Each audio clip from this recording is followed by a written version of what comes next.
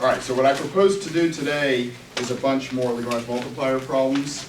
A certain snide photographer was saying that I don't teach you the stuff right. I am going to comment that if you look at most books, they are going to show you a different way of doing this from the way I'm emphasizing. So I'm not necessarily saying you have to do it my way, but I think it is easier than the way most books do it. So let's do some more examples.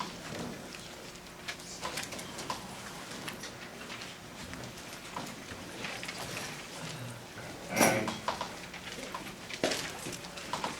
by the end of Friday, I am going to spend a few minutes actually giving more of a proof than just the hand wave I gave so far of why you should believe in Lagrange multipliers. All right, I want to go back to the open box problem again. So this is example 2. Yesterday was example 1, the open box problem. Or if you prefer, it's the box that you just did for homework where the sides are twice as expensive as the top and bottom. Same problem. So I want to maximize the volume of a box. Now, so remember, x, y, and z are the dimensions of the box. Subject to what constraint? Well, the constraint was that you had a certain amount of surface area for the open box. That you had a given amount of material out of which to make the box. So what was that? So it was xy plus twice xz plus yz. Agreed? And that constraint is that this is some given constant. So you're given 100 square meters or whatever the amount of material is. So what did we do when we set this up in class? I gave you, I think the example I did in class, I gave you 3 square units of material. We used this equation to eliminate z. We plugged into here and got a function of x and y. And as you relived doing your homework, the algebra of actually solving for critical points is not much fun. Watch this. So we're seeking what? So we're seeking points that satisfy the constraint equation. I'm not getting rid of any variables. I'm using x, y, and z. Seeking x, y, z satisfying the constraint equation and the condition that the gradient vectors should be parallel at the point.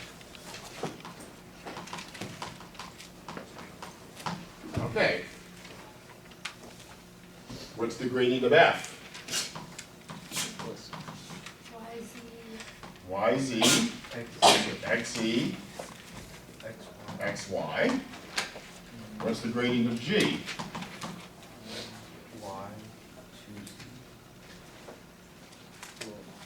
Y plus 2z. X plus 2z.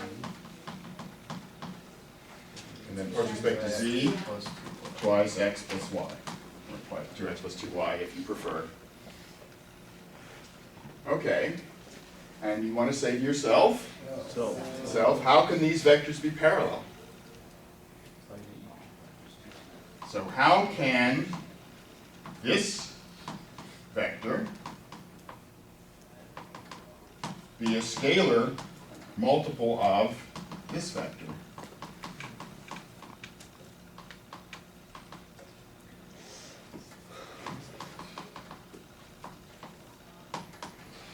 By the way, if the scalar is 0, what does that mean? So this is just a side comment here. Remark. What does it mean when lambda is 0? No, it's not maximum. No. There's no. Gradient of f is 0. What does that mean? There's no change. Yeah, it's constant. It's constant. No. It's an exchange.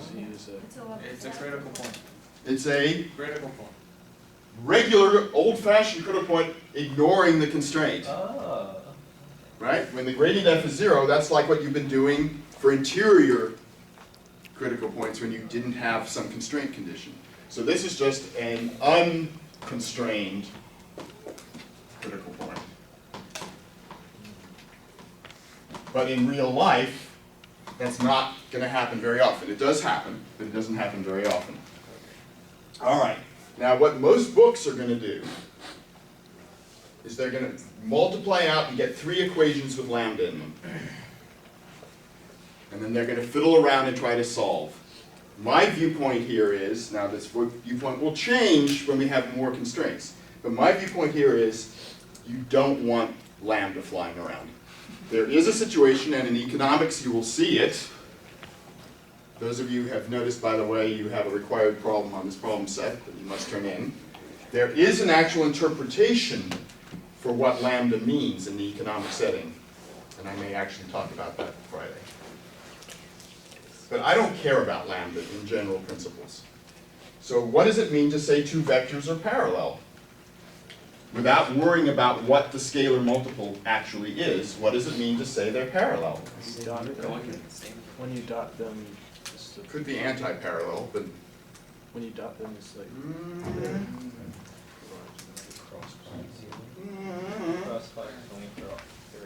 each component. go back to basics. Are you talking about like projecting? Why are we projecting? I'm talking about similar triangles. That's what sorry, scalar multiples. I'm saying if you have this vector that's a scalar multiple of that, then the ratio of these terms are all equal. The ratios are all the same. And in fact, I'm going to say this happens if and only if. I'm going to put these guys in the denominator because they're simpler to work with than these guys. I'm going to say that the ratio of the entries of this vector to the entries of that vector are all the same. That's a good call.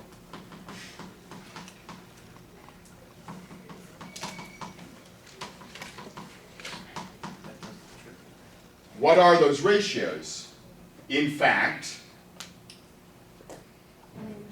they're all 1 over lambda, but I don't really care.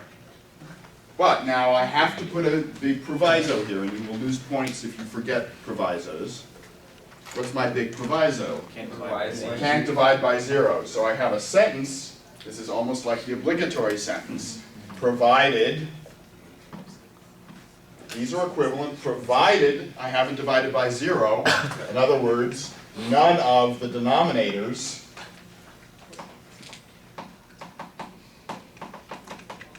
is right. Okay. Do I have to worry about that in this problem?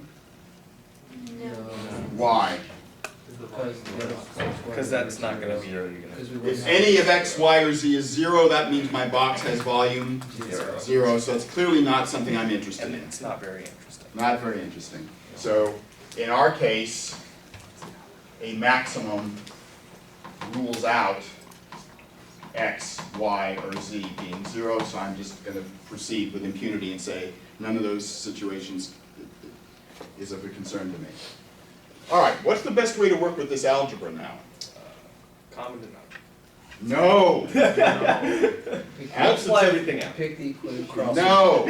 Cross multiply. And don't square both sides, Ann. I wouldn't even dream of it. You can simplify these fractions. Break them up. What are they? 1 over z One over y z. over y. 1 over z Plus 2 over y. equals 1 over 1 over z plus 2 over plus x. 2 over x. equals 2 over 2 over y y plus Plus 2 over plus x. 2 over x. So, So what do you glean from these equations? x equals x. Without cross-multiplying and getting a mess of letters, what do you now see? Right. From these equations, you see 2 over y equals 2 over x. Sure.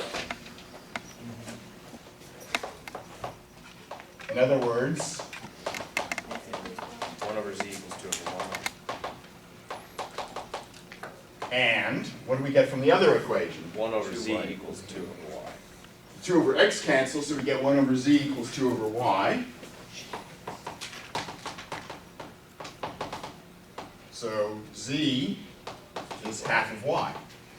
Which is also half of x. Now, would anyone like to dispute how much easier this was than the page of algebra you just turned in? No, thanks. You're not going to dispute, right? No. I'll dispute. So what, we're not done yet. We have these relations, but we also have to do what to solve? Figure out using the constraint. I gotta go back to the constraint equation. So using the constraint equation,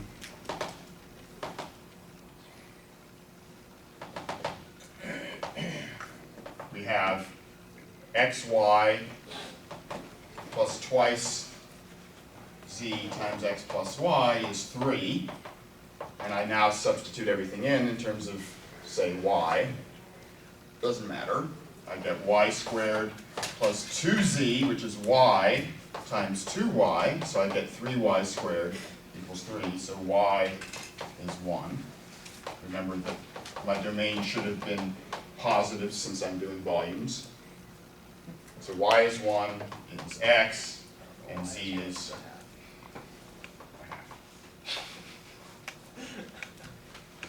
Now, again, I'm not including the justification here that we know there actually is a maximum. So that is no simpler in the setup. You still have to do your compactness or your arguments about you have a closed domain, and you know the function goes to infinity. As you go to the boundary, then you know there's a global minimum. As you go to infinity, you know that it goes to infinity, then you know there's a minimum. And comparable statement for maximum. But I'm not going to mess with that at this point. I'm just trying to show you how to do these in terms of the algebra setup. All right, let's do another one.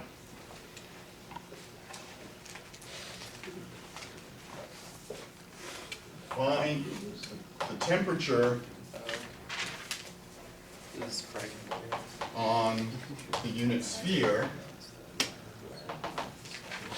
is given by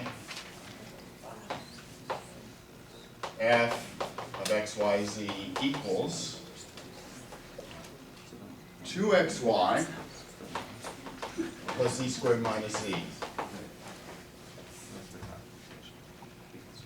Why is there a hottest and a coldest point? Why are there hottest and coldest points on the sphere? Sphere. Continuous function, and the sphere is compact. So here we don't have a problem, right? We are guaranteed max and min by virtue of continuity of f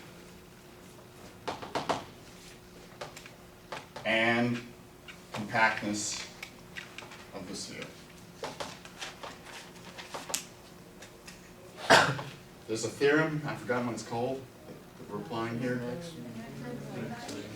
Maximum value theorem, is that what it's called? That doesn't seem like it'd be applicable. Yeah, I know. Yeah, we never. So find these min and max temperatures. All right, folks, what do I do? Well, I'm We only missing have one at something. the Oh, you moment. need g of I x. need a G. Yeah. What's the constraint? I have a function G that I want to be constant. You make it X equals plus y squared plus z squared minus 1. So the constraint is that you're on the level set where x squared plus y squared plus z squared is 1. Okay, so what do I do without thinking? Square both sides, quick. No. Square root of both sides. correct. Take Gradient.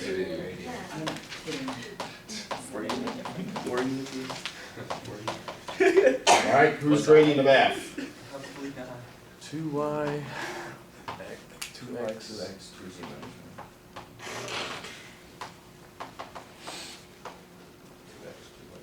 2x, 2y, 2z.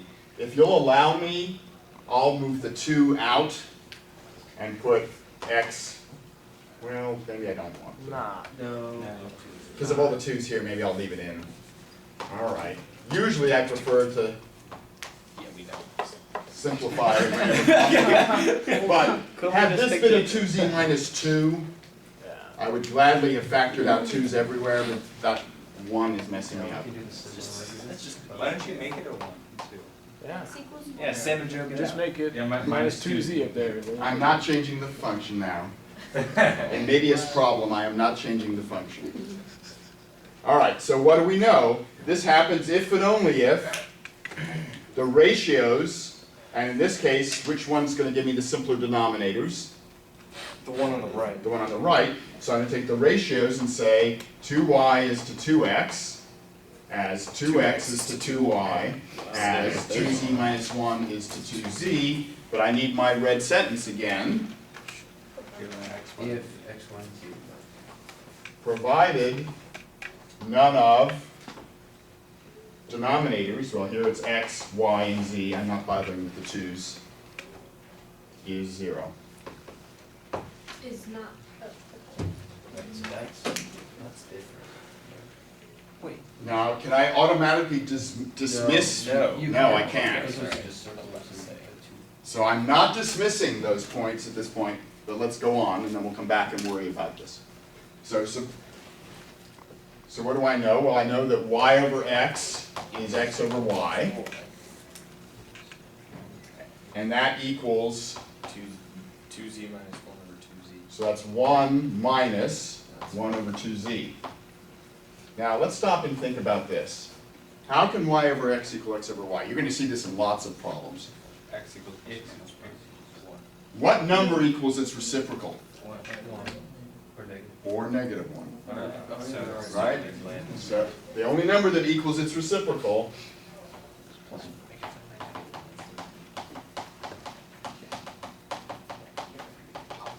plus or minus 1. That's useful to remember, and please don't lose any roots. So y equals plus or minus. So, Y equals plus or minus x. So y is plus or minus x. But let's focus just on the ratio for the moment and think about this one. What are the possible z's? Well, Well, Infinity. what if we subtract the 1 over? so in the case of plus 1, I have 1 equals 1 minus 1 over 2z. So 1 over 2z would have to be 0. 1 over 2z equals 0. There aren't too many real numbers that do that. Nah. No solution. Agreed? What about negative 1? Ah, that's more fun. That's more interesting. 2 equals 1 over 2z. Yes. Okay. 2 equals 1 over 2z. Everybody agree with that? Let's subtract and multiply by negative 1. Z equals 1. And then 4z equals 1, 4z equals 1/4. Aha, well, That's a good one. I can't dismiss that. So here I am on my sphere. Oh, okay. And I'm looking at z equals a fourth. That's a circle. It's like 1. But what points on this circle z equals a fourth am I looking at? X equals plus or minus 1. Be careful. See, because that's not going to work. X or y equals. No, it's where x is negative y, because it has to be negative 1. Right, yeah. Oh yeah. So we're in the case where z is a fourth and y over x here is negative 1.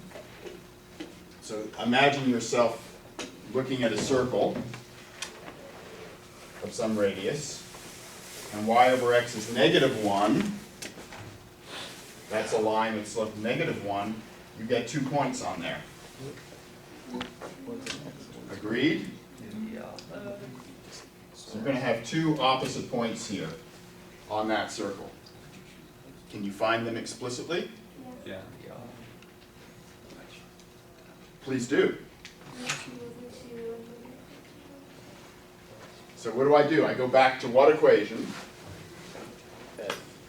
Well, how we do it? Go back to the constraint. Go back to the constraint equation and put in z equals a fourth You get, and y equals negative x. right, and you get x squared plus y squared equals 15/16. Yeah. Well, that's no fun. It's actually, isn't that 32? Is that right? Yes. Did we do this correctly? Yes, we did. You sure? Pretty sure. Well, I really hope so, considering I've Okay. been speaking. So then, what do we have? X squared is 15 over 32. So it's square root So of there's both two sides. x's. We're going to have square root of 15 over What? 4 square root of 2 Root 2, yeah. plus or minus. Yeah, that's a, Sort of yucky. that's a pretty good. So what are the points here? Well, this point is where x is plus 1/4 square root of 15 halves. Y is negative that, And the other one's the opposite. And Z is a and z is a fourth. And then this point is negative 1/4 square root of 15 halves, positive 1/4 square root of 15 halves, 1/4. All right, I got two critical points. Let's see, we could plug them into the formula. And what do you notice about f at both those points? It's the same. It's the same value. And what is the value at that point? What is the value at these points? You get 1/8 times 15 over 2. So What? z squared minus Negative. z Plus is z. 1/16 minus a fourth. That's negative Right. 16ths. So we're gonna have negative 3/16 and 2xy, You're gonna 15 get halves negative an 8 times and 15. negative 1/8. 15/16. 15/8. Why 8s? No, 6 Yeah. Or negative. Is this right? So, I don't guarantee that this is right, but yeah. Not 8s. That sounds good. well, is that both the max and the min? No. No, we don't know. Not, now it's, We gotta check all the. where there's zero. So what do you think? You suspect we're missing some critical points. Right. Agreed? We took the zeros out. You better come back and think about our red remark here. So what if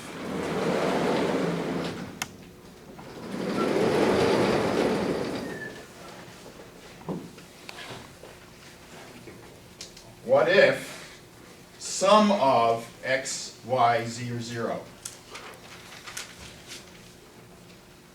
think in the case of z equals 0, probably the most interesting. What if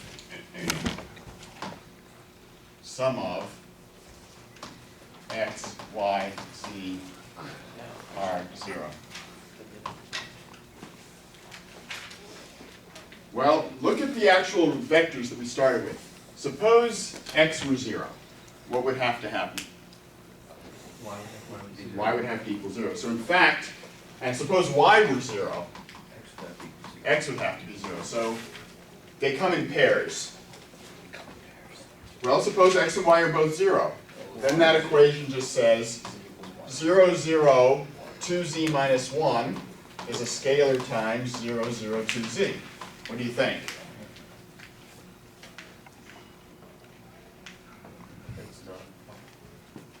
Isn't that like every Doesn't that mean z can be anything it wants to be, and you can rig lambda so that this will work? Yes. So when x and y are 0, what are the z's that I could have? Go back to the constraint equation. Go back to the constraint equation, and there's only the 2 points. Namely, these 2 points. 0, 0, negative 1, 0, 0, positive 1. All right. What about when z is 0? That's a good question. I don't really want to raise and lower the board a whole other time, so let's talk and then I'll write it down. in a We minute. still have the same that y over x is equal plus or minus 1. So if z is 0, It's impossible. no, if z is 0, The negative one. if z is 0, then -1 Equals lambda times. is lambda times 0. So it is. That's unfortunate. Is it unfortunate or is it actually fortunate? So lambda would have. It's good for us. It's unfortunate for lambda. We can It's throw out- unfortunate for lambda, but we can it's throw out fortunate that for Because us we don't have to. because there aren't any more critical points. Right? So if z is 0, as Alex astutely points out, you have -1 as some scalar multiple of 0. It can't happen. So we've got all the critical points. Be warned, in web work, and hypothetically on a test, there might be more critical points. You better not lose them. Tie a string around their ears and make sure you don't lose them. Reward lost critical points. So what we've said here is z equals 0 leads to the equation -1 is lambda times 0, which can't happen.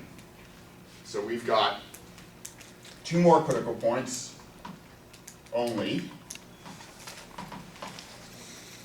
We've got 0, 0, 1, and 0, 0, -1. We plug those into F, and we get, 0 1, 0, and 2. if I put in 1, I get 0, and if I put in -1, I get 2. 2. So what do you think? I think two maybe our max. 2 may be the max, and -9. -9/8 is the min. So the max temperature on the sphere is 2, and the min temp on the sphere is -9/8. What a problem. Any questions? What are your units? Kelvins. Metric temperature. Negative kelvins? It exists. I didn't have units in the original function, but that's a perfectly reasonable question. I don't, Shifrin. we could say. Let the physicists and the engineers sort that We could say out. times 500 degrees Kelvin or something. Okay. I consider myself reprimanded for having an unrealistic function. Dr. Shifrin, out of curiosity, we could have lambda equals 0, and then just have x and y satisfy the constraint with z equal to 0. Am I making something up No. when I say that? Then you just end up with the same place. But if you have 0 as lambda, Then But then you still X, Y, have Z, negative 0, 0, minus 1 1. equals 0. Oh, well, could you have z as 1/2? No, you can't, because it's not in Z being 1/2 is definitely a sphere, but there's lots of ones. Z equals 1/2 is a sphere. But you can't have Oh, z okay. equal 1/2 and then x and y be 0. No. That's correct. Right? okay. Well, so z would be 1/2 and x and y would be 0. No point on the sphere. Right, okay.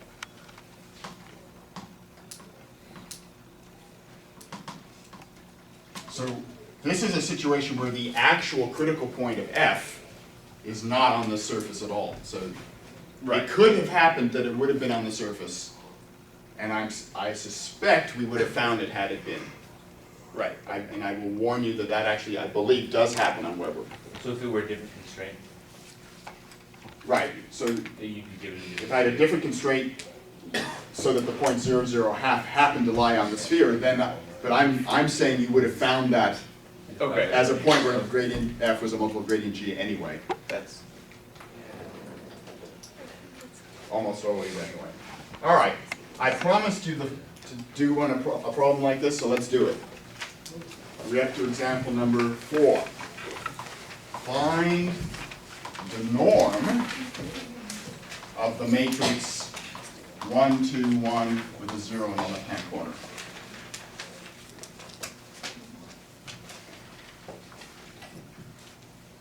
So we talked earlier about how these problems were harder than we liked. Remember what the definition of the norm is. Maximum stretch. You want to maximize what?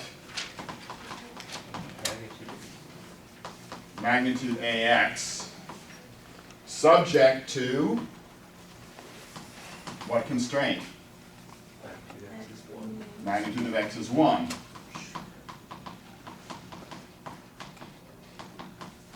How would you like to make a friendly amendment to this? What friendly amendment do I have in mind?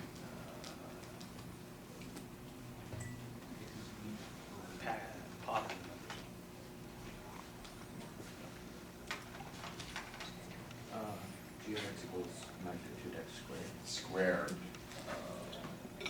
And what about this one? Square x. Why would I prefer to put squareds? You don't have to worry about square. You don't have to take square roots and take derivatives of square roots of things. Is it legitimate? Is it legitimate to say that this is the constraint equation instead? Sure, it's the same sphere. Is it legitimate to maximize the function magnitude squared? Yes, Square it's is always positive. positive. Okay, magnitude is always positive. More than that, Squaring keeps Preserves. equality. it preserves order. So when you square a real number and you say the square is maximum, well then you've maximized the number that you would put into the square, if and only if. Okay, so make your life simpler by putting magnitude squared. This came up earlier and for some reason I've forgotten now. All right, let's do it. Monotonic is the word that's special. I'll do the hard part. I'll take the gradient of G. Didn't we already kind of figure out what it was? Didn't we already kind of figure out what the gradient of G was? Because we figured out what the gradient of... You just did this in homework, I think. Because this is simple, right? Let's do this with x and y variables. This is just...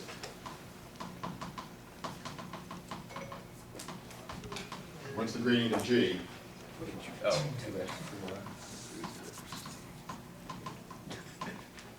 Now, what's f? So we actually have to figure out the formula here. We're going to take a times x and take magnitude of it squared. Okay, so What is a times x? x plus 2y. X plus 2y, and then y. So when you take magnitude squared, what have you? X X squared plus 2y plus 4x squared plus 4y squared. Plus Now y here's a situation where I will allow you to multiply things out and simplify. I'm not going to make you keep everything factored together because you actually want to do calculus with this. So it's x squared plus 4xy plus 5y squared. So what's the gradient of f?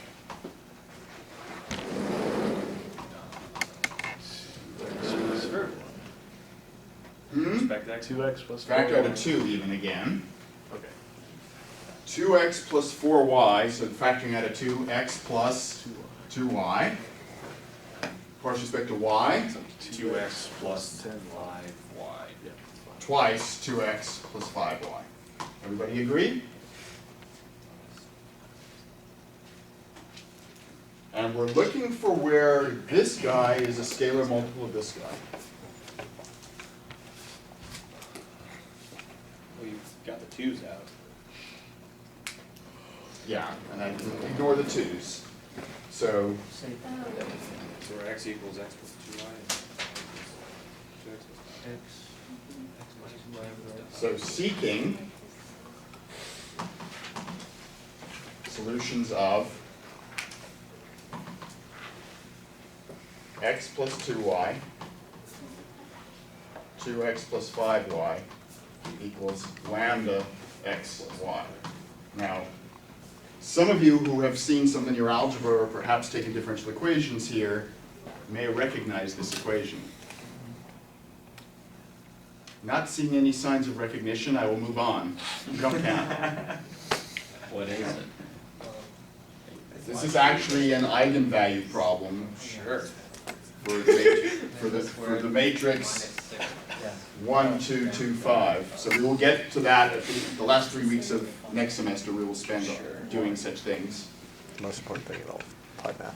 But I don't need to be so fancy. Let's just do this problem exactly the way we did the previous ones. Brute force.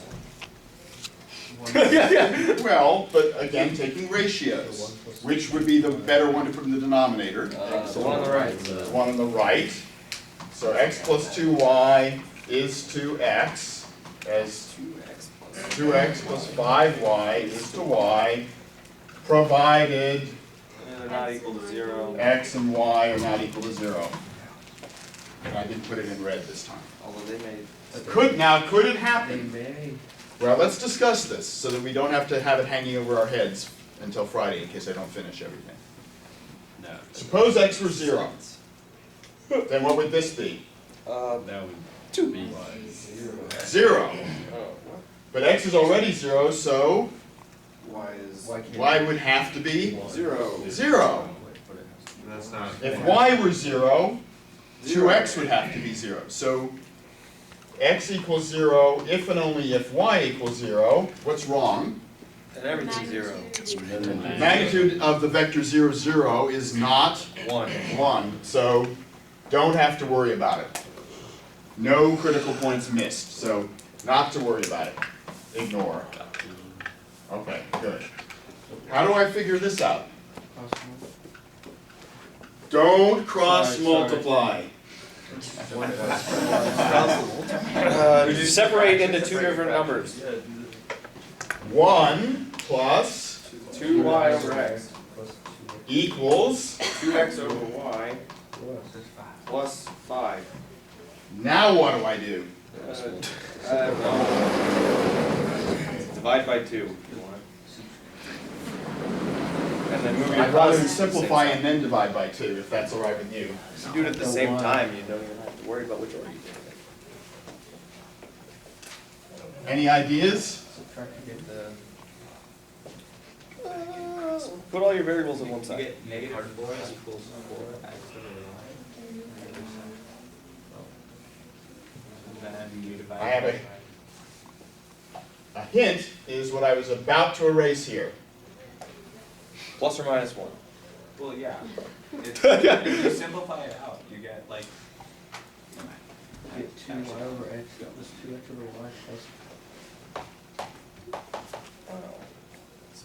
There. That's why it equals. It's actually. Equals. Minus. Oh, Is that what I have? Yeah, let's get rid of the 2. What shall I like to do here? Well, I would say common denominator. How is this creature related to this creature? They're So let's let u equal y over x. And what does this equation become? In terms of u only. u minus 1 over u plus 2 equals 0. Now what can I do, Dan? Let's make a common denominator. That's what I said. Better than common denominator. Multiply by u. Multiply through by u. Which would give you a common denominator. Listen, well, you get a quadratic in the numerator if you. So I've got a quadratic. I can solve that quadratic for you. That means I can do it for myself. you can solve that quadratic for I. No, that's a no good English. All right, so I can, at this point, you guys go calculator crazy, but I'm not going to indulge myself in calculator craze. I can solve by the quadratic formula for you. I'll take your word. You can solve for you with the quadratic formula. But once I have you, where am I then? You got to look back at y over x, right? So what u is the what? Y over x is the what? Line. Slope. So if you find u values, hypothetically, something like this, and something like this, hypothetically, So you have the slope and. you would have to then do algebra and solve for the xy points. I'm going to try to shortcut this a little bit and try to do some algebra where I only plug in numbers at the very end. Because I would then get messy x's and y's that depended on messy u's, and I'd have to plug them into this function. Yeah, that's messy.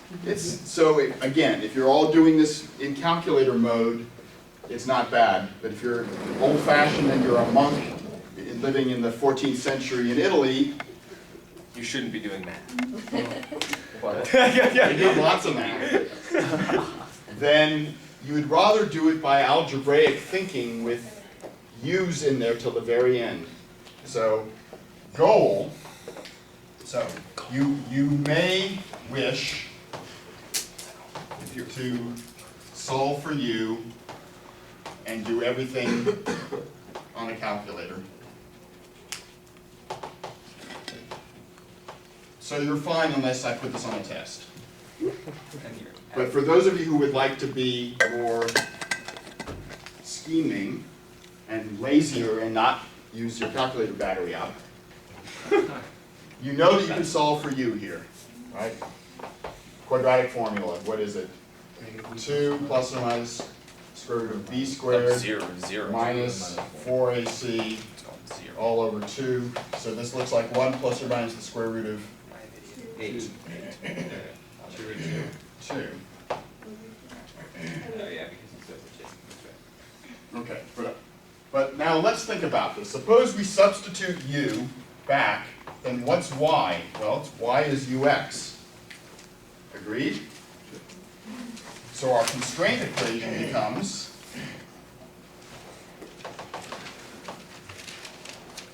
x squared plus ux squared is 1.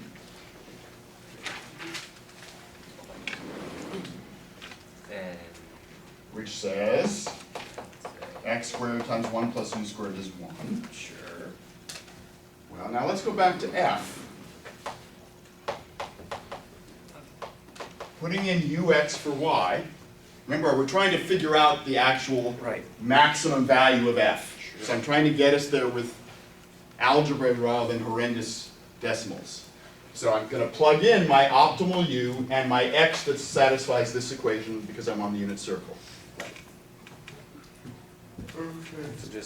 So what's f of x ux? It's x squared Minus plus 4x ux plus 5ux squared.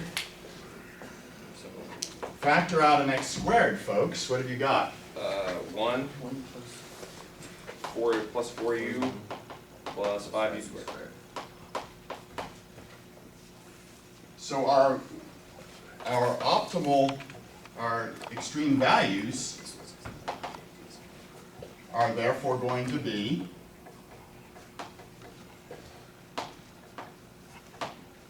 what? It's that. Well, I'm going to have a u choice of one of these two values, but I want to compute this when this holds. So x squared is 1. So x squared is 1 over u squared, so I have 1 plus 4u plus 5u squared over u plus u squared plus 1. That, okay. You could still indulge yourself in the calculator at this stage, and that would still be a lot less pain. So when But I could also do some algebra on this, could I not? yeah, you could. I could. And you will. Oh, because yeah.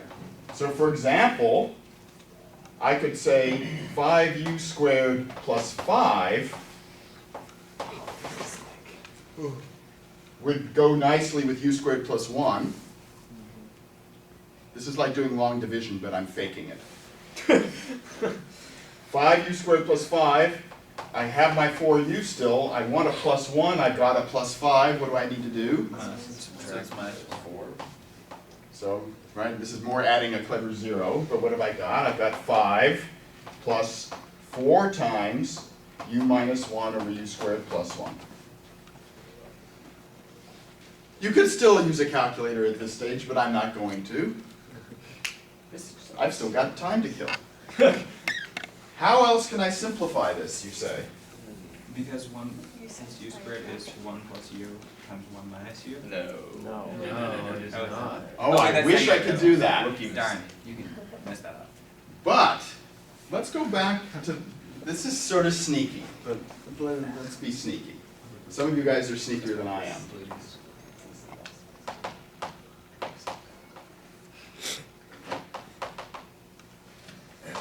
is u squared plus 1? 2u plus 2. 2u plus 2. Plus 2. Yeah, 2u plus 2. You add 2 to both sides, and then you add 2u to both sides. What? Yes, you add Yeah, plus 2 2 plus 2u plus 2 to both sides, and you get that. Oh, is it not? Well, if Dan says something, it's automatically questioned. Thank you. That's an observation. Unless it's- Well, So so you I could plug that rewrite in. this. As 5 plus 2, u minus 1. It's getting simpler, isn't it? Yeah. Wait, why is So now let's just square everything Why and is make it it more 2? complex. Are you okay? Wait, what happened Why is to it the not 4? 1 It got divided by 2. Oh, okay, never mind. Because he Okay, factored yeah, that. yeah. Never mind. Everybody okay? All right, now again, at this point, you could capitulate to the calculator, but I'm gonna be a stubborn mule. You would have done it over here, so like all of this becomes. No, but even this, right, is so much simpler to put in a calculator than trying to do all the algebra, following that number through all the way. But even so, I can still simplify a little bit more. Keep going. Look at this. What is it showing? This equation says u squared minus 1 is 2u. Okay. So U squared U minus squared 1 plus 1. this is what Matthias wanted to do. U plus 1 times u minus 1 is 2u. So 1 over u plus 1 is what? Alright, this is not an U minus 1 over 2. U minus 1 over 2. Wait, why?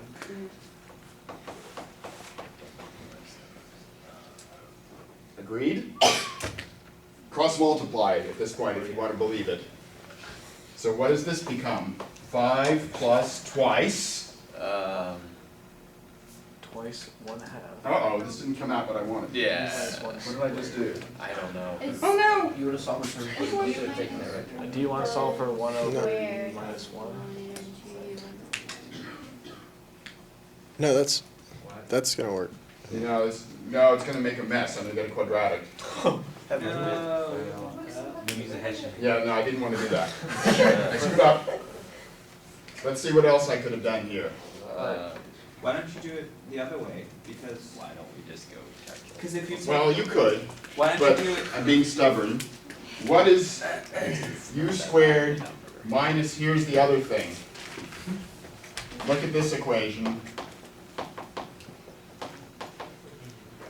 It took me a few minutes in my office yesterday to do this. This is being 1 sneaky. plus u. Add u to both sides, right? Then you got a u plus 1 on the bottom. And it's u minus 1. Oh, so u minus 1 over u plus 1 is 1 over u. And at this point, Taylor, I give up. And you use a calculator? I don't need a calculator. What's 1 over u? X over y. So if u is Y over x. 1 plus square root of 2, 1 over u is, you guys all know the conjugate trick. Whoops, You gotta do it with the negative. I did, don't I? So I get square root of 2 minus 1 over 2 minus 1. So I get square root of 2 minus 1. If I use the other value of u, it would be Something else. it would give me a A negative number. negative number for u, and then 1 over u would be negative. That would clearly make a smaller answer here. This is f, right? This is f. So I want the largest I can have here. I don't want a negative number. So the final answer is maximum f value is 5 plus twice Times 2. 1 over u, square root of 2 minus 1. That's 5 minus 2 3 plus 2. plus 2 square roots of 2. So the norm of A is the square root of that.